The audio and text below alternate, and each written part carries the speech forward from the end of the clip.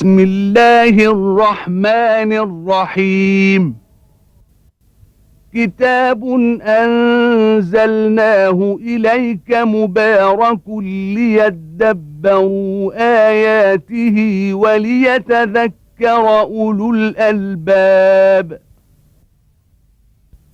صدق الله العظيم.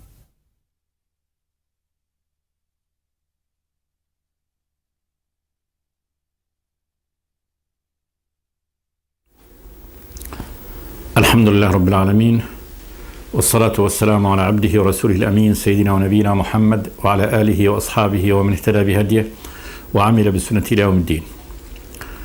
وبعد، فيقول الله تبارك وتعالى: ولقد أرسلنا نوحا إلى قومه إني لكم نذير مبين ألا تعبدوا إلا الله إني أخاف عليكم عذاب يوم أليم.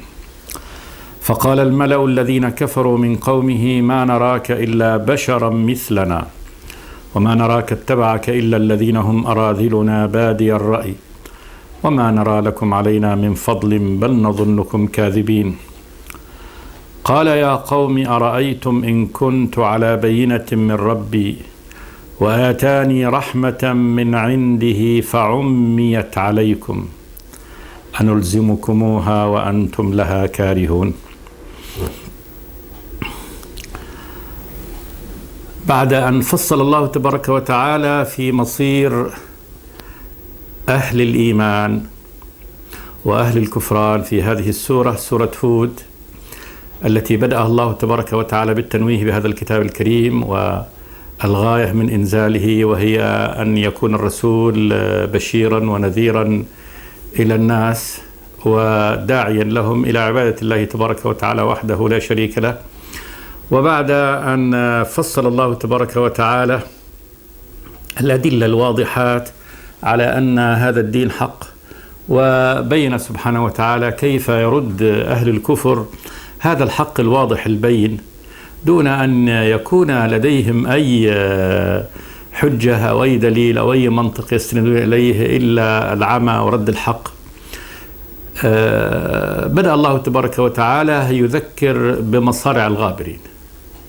فبدأ الله تبارك وتعالى بنوح عليه السلام، قال جل وعلا: ولقد أرسلنا نوحا إلى قومه، تأكيد من الله تبارك وتعالى أنه هو الذي أرسل نوح، ونوح هو أول رسول أرسله الله تبارك وتعالى إلى أهل الأرض.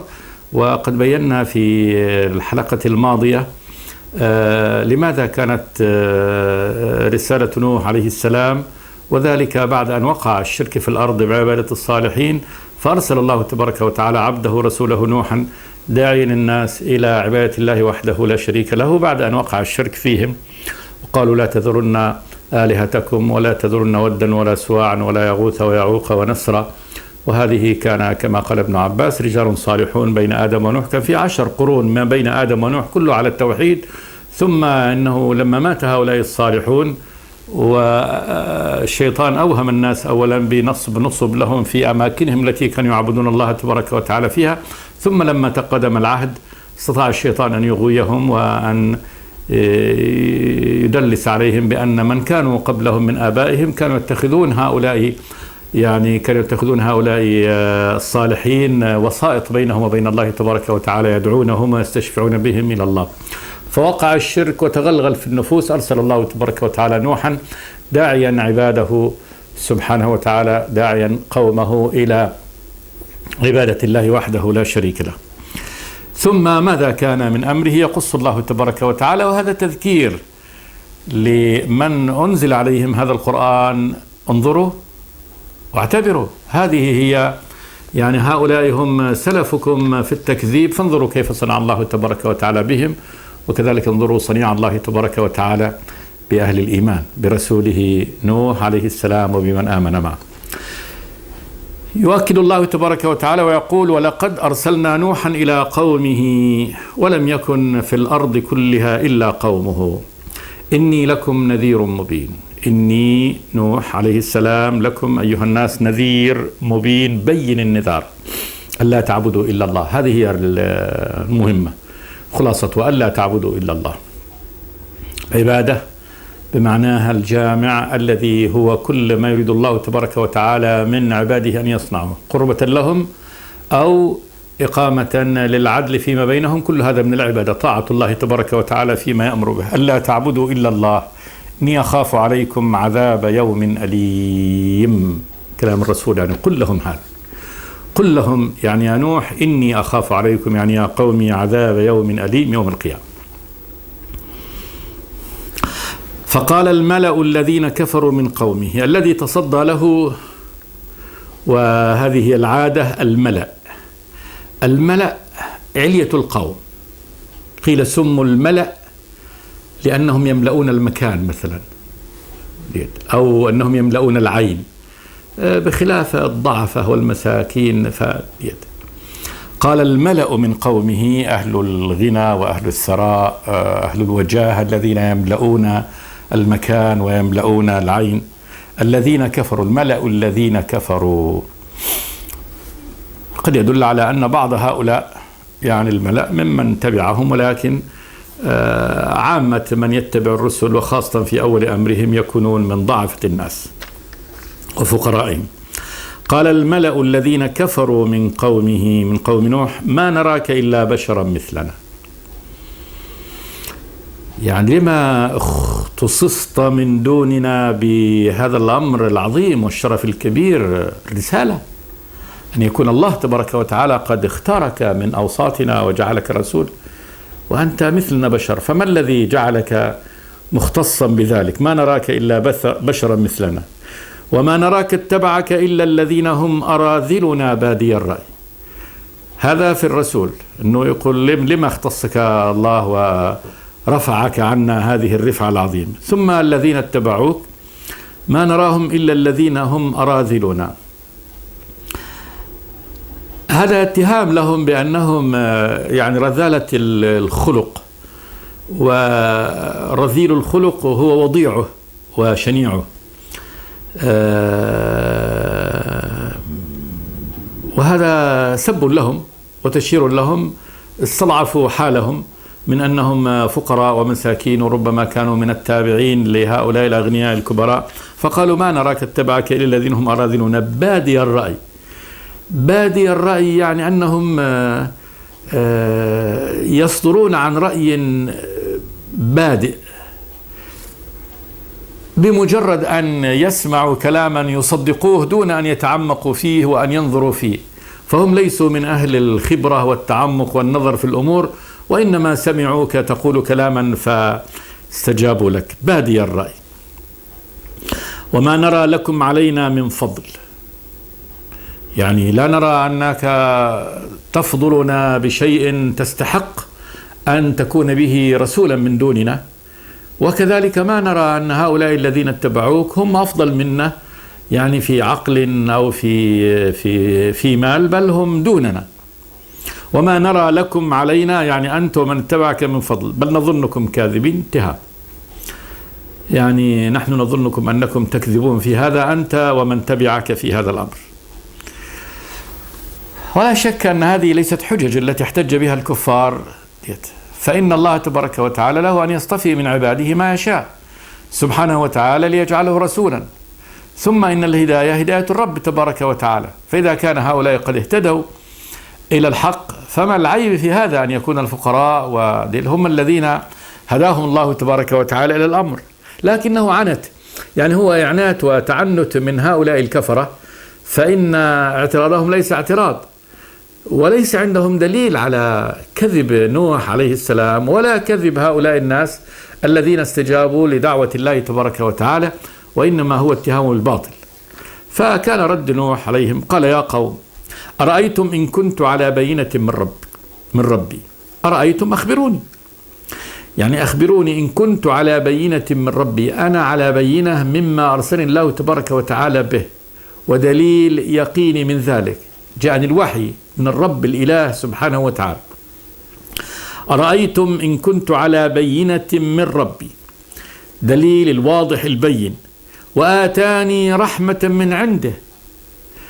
هذه النبوة والرسالة رحمة من الله تبارك وتعالى، وهو يعطيها من يشاء، فالله أعطاني هذه الرحمة من عنده.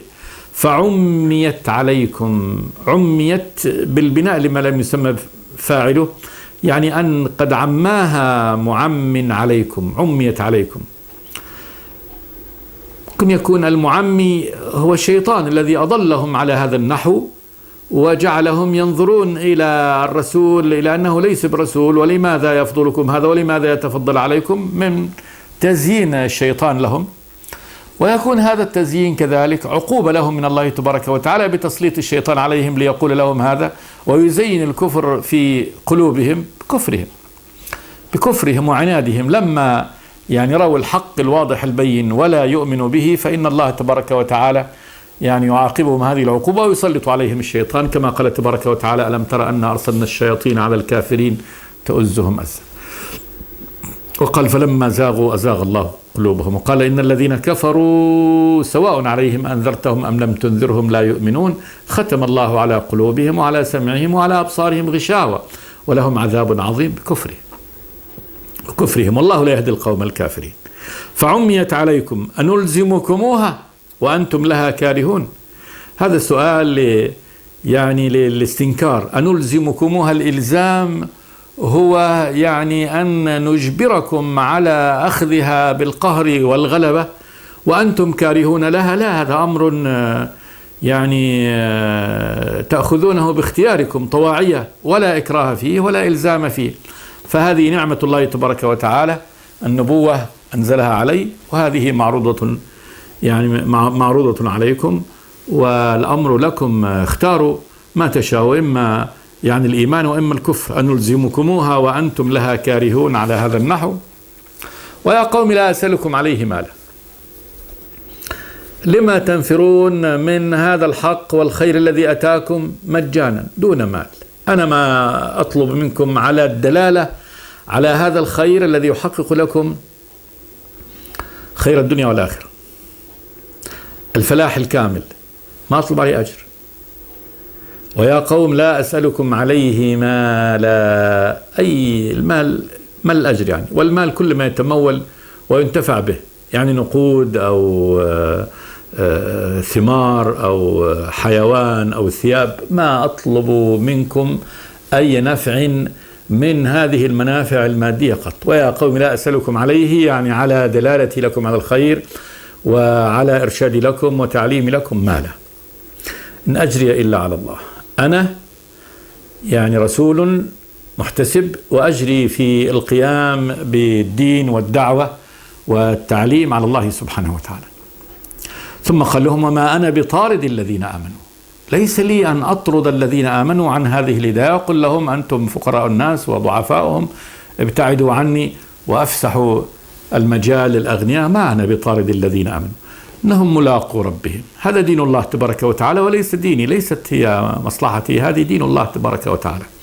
وهؤلاء هم ملاقوا ربهم، سيحاسبهم إن كانوا يعني صالحين أو غير صالحين. الذي يعلم حقائق الأمر وما في داخل قلوبهم هو الله تبارك وتعالى. إنهم ملاقوا ربهم، وبالتالي لو أنا طردتهم أكون أنا خصم لهم أمام الله تبارك وتعالى. وما أنا بطارد الذين آمنوا إنهم ملاقوا ربهم ولكني أراكم قوما تجهلون. ولكني أراكم برفضكم هذه الدعوة قوم تجهلون، بالفعل المضارع لازم لهم، يعني تفعلون الجهالة، مو جاهلين، بل يعني السفه والجهالة أنتم فاعلون له. فإن كل ما رددتم به الحق ليس بحجة للرد. ما هو حجتكم في رد هذا الحق الذي جاءكم من الله تبارك وتعالى مجانا ودون ثمن تدفعونه لي؟ ولكني أراكم قوما تجهلون. ثم واصل نوح في بيان الأمر لهم فقال: ويا قوم من ينصرني من الله إن طردتهم؟ من منكم يستطيع أن ينصرني من الله إن طردتهم؟ طرد هؤلاء المجرمين، طرد هؤلاء المؤمنين الصالحين من حولي جريمة كبرى، أرتكب جريمة كبرى أني أعادي أولياء الله تبارك وتعالى، فإذا ارتكب معصية للرب تبارك وتعالى. فهل يستطيع أحد منكم أن ينصرني يعني أمام الله تبارك وتعالى؟ ومن قال ويا قوم من ينصرني من الله إن طردتهم، يعني يكون لا ناصر لي، يعني يكون هنا قد عاديت أولياء الله تبارك وتعالى. أفلا تذكرون؟ ألا عقل لكم تذكرون به هذه الأمور، تتذكرونها تذكر فعل العقل، تذكرون هذه الأمور وتنظرون في هذه الأدلة وهذه الحقائق كما هي. أفلا تذكرون؟ ولا أقول لكم عندي خزائن الله، لا تظنوا أن الله عندما اختارني للرسالة أنه جعل تحت يد الخزائن، خزائن الله له عنده سبحانه. ولا أقول لكم عندي خزائن الله، فقد كان يظن هؤلاء كما ظن ويظن كل الكفار في كل أمة أن الرب تبارك وتعالى إذا اختار عبدا رسولا فخلاص هذا يقول لك رسول الله، إذا لابد أن يضع يعني الخزائن تحت يديه. ولا أقول لكم عندي خزائن الله، الخزائن جمع خزينة، والخزينة هي ما يخزن فيها الخير وما يحفظ كالأموال والأولاد وعطاء الرب تبارك وتعالى، لا، هذا كله بيد الله عز وجل. ولا أقول لكم عندي خزائن الله ولا أعلم الغيب، كذلك لا أعلم الغيب بكل أنواعه، سواء الغيب الإضافي يعني حقائق الأمور الموجودة إضافي بالنسبة للخلق، والغيب الذي استأثر الله تبارك وتعالى بعلمه وهو ما يكون في غد، كل هذا إلى الله تبارك وتعالى. ولا أعلم الغيب ولا أقول إني ملك، ولا أقول لكم إني ملك من ملائكة الرب تبارك وتعالى، ولكن أنا بشر مثلكم، وقد استنكفتم أن يكون الرسول بشرا مثلكم، والحال أن الله تبارك وتعالى يختار، يعني يصطفي من البشر رسلا، ويصطفي كذلك من الملائكة رسلا يرسلهم الله تبارك وتعالى إلى أولى البشر برسالاته، فالله سبحانه وتعالى يخلق ما يشاء ويختار. ولا أقول لكم إني ملك، بل أنا بشر مثلكم، آكل أشرب أقاسي الحياة تحملها، تحمل الآلام والأمراض مثل ما أنتم يعني بشر. ولا أقول إني ملك ولا أقول للذين تزدري أعينكم لن يؤتيهم الله خير، ولا أقول كذلك لهؤلاء الذين تزدري، الازدراء هو الاحتقار والاستصغار، وهم هؤلاء الفئة الذين التفوا حول نوح من المؤمنين. لا أقول للذين تزدري أعينكم لن يؤتيهم الله خيرا. لما؟ قال الله أعلم بما في نفوسهم، الله تبارك وتعالى هو الذي يحاسبهم وأعلم ما في نفوسهم، فإن كان في نفوسهم الصدق والإيمان والإخلاص لله تبارك وتعالى فإنهم بذلك يكونون أولياء الله تبارك وتعالى، فإن الله هو الذي يأجرهم على ذلك. هذا الأمر أمر مجازات هؤلاء إلى الله عز وجل. ولا أقول الذين تزدري أعينكم لن يؤتيهم الله خيرا، الله أعلم بأنفسهم إني إذا لمن الظالمين، إني إذا لمن الظالمين. لو ذكرت بأن هؤلاء لن يدخلوا ملكوت الرب تبارك وتعالى، ولن يدخلوا جنته، ولن يكون لهم الفضل والإحسان عند الله كما تظنون، ولن يهبهم الله تبارك وتعالى الهداية كما تستكبرون، لا، هذا الأمر كله إلى الله تبارك وتعالى.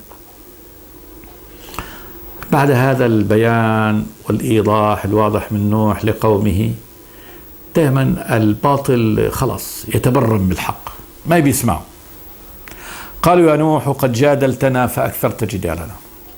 قالوا يا نوح هكذا باسمه، لأنهم لا يؤمنون بأنه عبد الله ورسوله. قالوا يا نوح قد جادلتنا، جعلوا هذا الأدلة الواضحة البينة وهذا هي البراهين الساطعة التي يقولها نوح، جعلوها جدال. والجدال أصلا هو مأخوذ من جدل الحبل، يعني أن يقول هذا بحجة ويدي هذا بحجة، فجعلوا إدلاءه بما قاله نوع من الجدل والرد على حججهم، وأن هذا جدال بالباطل. قالوا يا نوح قد جادلتنا فأكثرت جدالنا فأتنا بما تعدنا إن كنت من الصادقين. خلاص بلغ بهم الحنق والغيظ والتعالي مبلغه، فأتنا بما تعدنا به أي من العذاب، بيقول لهم إني أخاف عليكم عذاب يوم أليم. فقال له هات لنا هذا، نريد أن نرى هذا الذي تتوعدنا به، فأتنا بما تعدنا أي من العذاب والهلاك إن كنت من الصادقين في دعواك أنك رسول الله وأن الله اختارك. قال أي نوح لهم إنما يأتيكم به الله إن شاء وما أنتم بمعجزين. خلوه مو عندي هذا العذاب ليس عندي، وإنما هو بيد الله تبارك وتعالى. قال إنما يأتيكم به الله إن شاء. إنما للحصر، يعني أن الأمر محصور كله عند الله تبارك وتعالى، وعقوبتكم بيد الله وحده، وليس لي في هذا الأمر شأن. إنما يأتيكم به أي العذاب الله الذي يأتيكم به إن شاء، والأمر راجع إلى مشيئته سبحانه وتعالى. وما أنتم بمعجزين، ما أنتم بمعجزين لله، بفائتينه.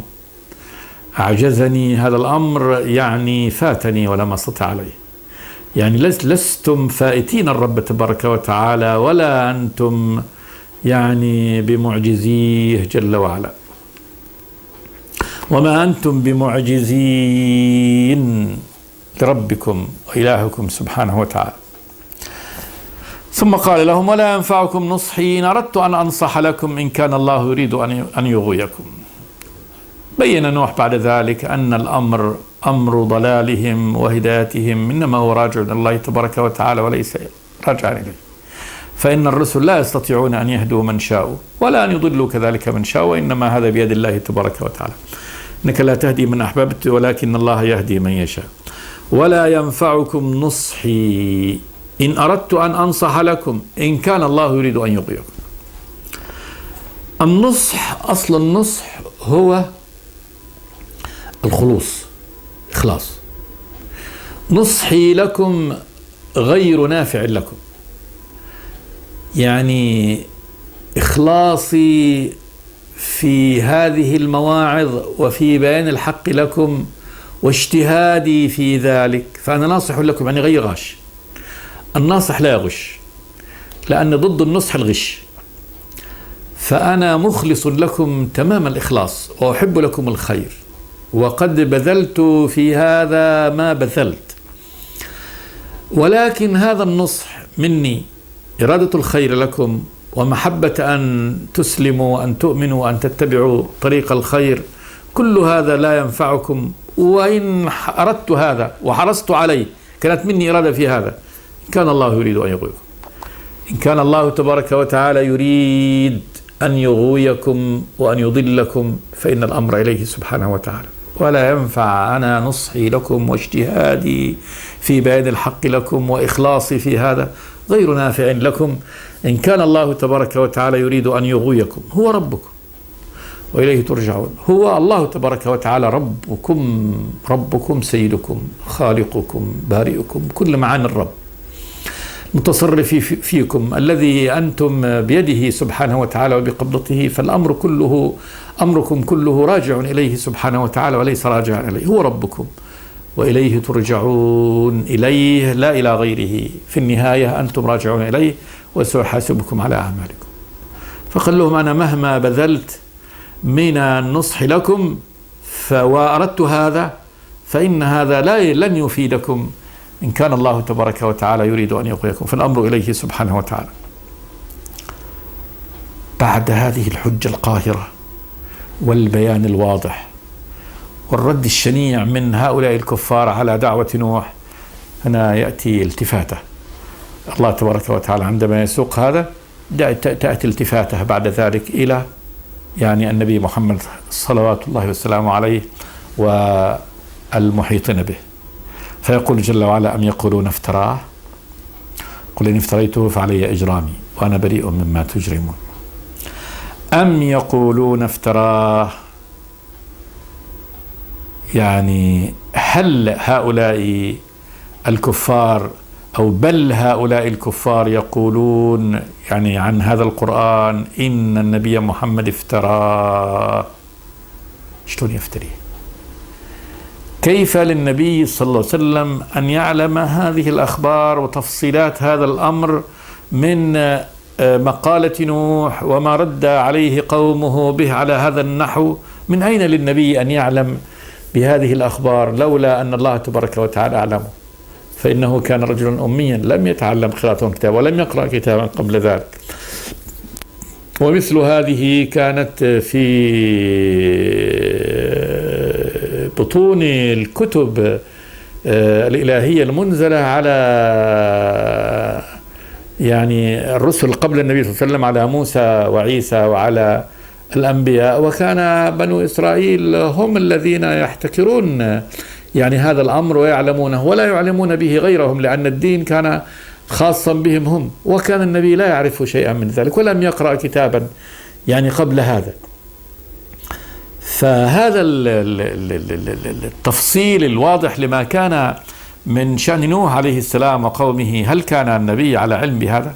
كيف للنبي أن يعلم هذا الأمر؟ أم يقولون افترى هذا القرآن، ثم أنه نزل بهذه الصياغة المعجزة التي تحدى الله تبارك وتعالى به يعني العرب أن يأتوا بسورة من مثله، فأن للنبي أن يكون يعني يصوغ القرآن ويصوغ هذه الحقائق هذه الصياغة المعجزة. أم يقولون افتراه، قل لهم إن افتريته فعلي إجرامي. طبعا إن افتريته افتراض، هذه جريمة كبرى، الافتراء على الله تبارك وتعالى، افتراء الكذب على الله إنما هو جريمة كبرى، قال لهم فعلي إجرام، يكون هذا يعني الجريمة علي، والحال أن النبي لم يفتريه وإنما هذا كلام الله تبارك وتعالى، وأنا بريء مما تجرمون. ردكم لهذا الحق وقولكم عنه إنه افتراء والحال أنه الحق من الله تبارك وتعالى جريمة.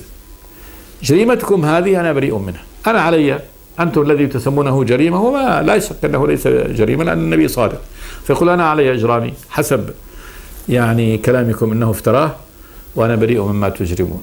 ولا شك أن الذي يجرمونه هو جريمة بالفعل لأنهم ردوا الحق الثابت من الله تبارك وتعالى.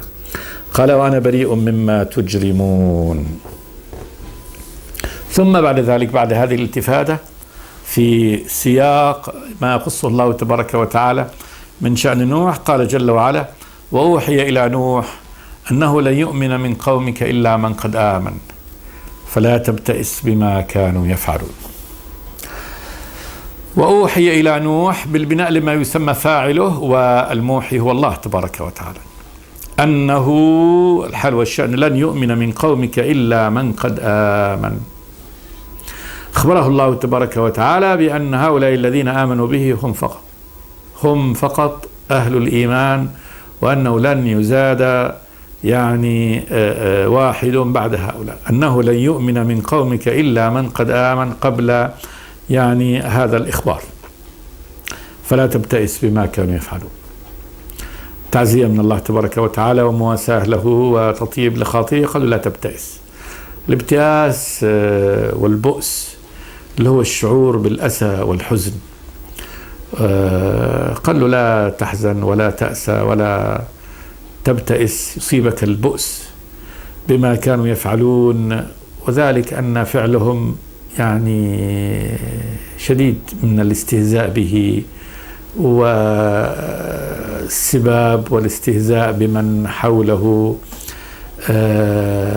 والتضييق عليهم والتهديد، فقد جاءوا منهم كل أنواع ديت، من مثل قولهم لئن لم تنتهي يا نوح لتكونن من المرجومين، فقد هددوه بالرجم والقتل وهددوا من معه،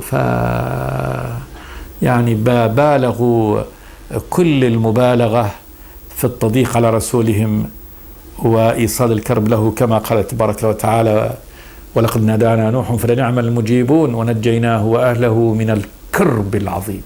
كرب الشدة الهائلة، الغم الهائل الذي أصاب نوح. فهنا يسليه الله تبارك وتعالى ويقول له فلا تبتئس بما كانوا يفعلون. نقف عند هذا ونكمل إن شاء الله في الحلقة الآتية. صلى الله وسلم على عبد الله ورسوله محمد. بسم الله الرحمن الرحيم. كتاب أنزلناه إليك مبارك ليدبروا آياته وليتذكر أولو الألباب. صدق الله العظيم.